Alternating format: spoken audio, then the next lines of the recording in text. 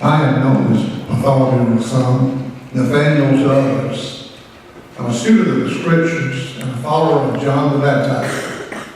My friend Philip told me about this Jesus of Nazareth, saying he was the one whom the Scriptures were written. At first I was skeptical. Jesus of Nazareth, that filthy, immoral place.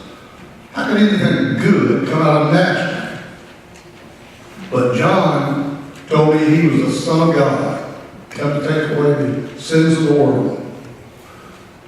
Then I met this Jesus. He seemed to know me already, to know my most innermost thoughts. Even though I'm a devout man, Jesus showed me some things of my religion that I have never known before. For over 1,000 years, we've celebrated the Feast of the Passover, remembering the bitter slavery of Egypt with the bitter herbs, remembering the 10 plagues from the 10 drops of the goblet, remembering how the blood of the sacrificed lamb caused the death angel to pass over the Israelites and spare their firstborn. Remembering how God sets people free. What a wonderful story. How the Israelites had to flee before they could bake unleavened bread. They baked unleavened bread by the warmth of the sun. Then Jesus took this unleavened bread, broke it, and said, "This is my body." Then he took the cup and said, "This is my blood.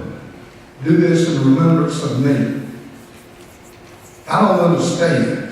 How could I betray my friend?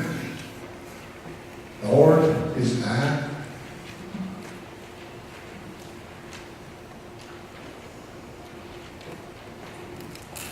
My name is Philip. Jesus came to me one day while I was working and said simply, "Follow me." I spent an entire day with him, and I was convinced this is truly the promised one. It has taken me some time to understand that this man, this fulfilled promise, is actually God here among us. Recently, thousands of men, women, and families were sitting on a hillside listening to him teach. Jesus asked me, where could we buy bread to feed them all? At once, I only thought of the actual physical cost of such a thing, for our treasury does not hold such funds. I gave no thought to the people of this country, or to the possibility of a divine miracle. But Jesus, oh Jesus, he took 5 tiny loaves of bread, 2 tiny fish, prayed over them, broke them into pieces. He fed thousands, and we gathered 12 basketfuls of leftovers. God here among us. Who would deny this promised one? This divine presence in our midst. And to whom would they deliver Jesus? To the vain, arrogant priests who refuse to believe that God has fulfilled his promise? Or to the pagan Roman government that fear a rival root? If anyone forget his power, his compassion, did I forget? Is it I?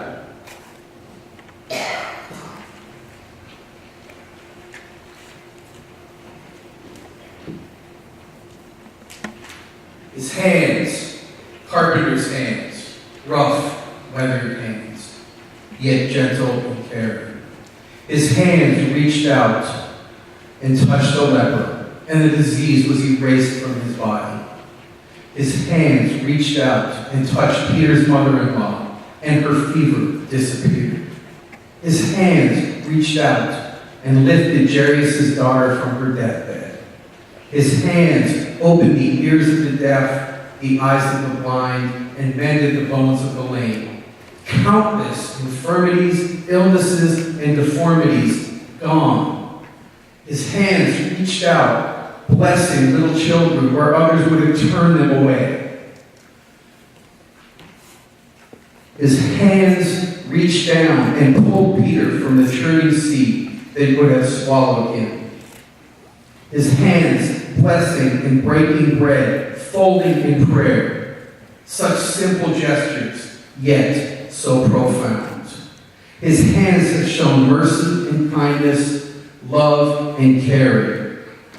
We all have witnessed the blessings of his hands. I, Thaddeus, and my other brothers. They are truly the hands of God in this very room. We all have witnessed the miracles. We all have seen the blessings. Who amongst us could betray him into the hands of his enemies? Could it be I, Thaddeus? Is it I?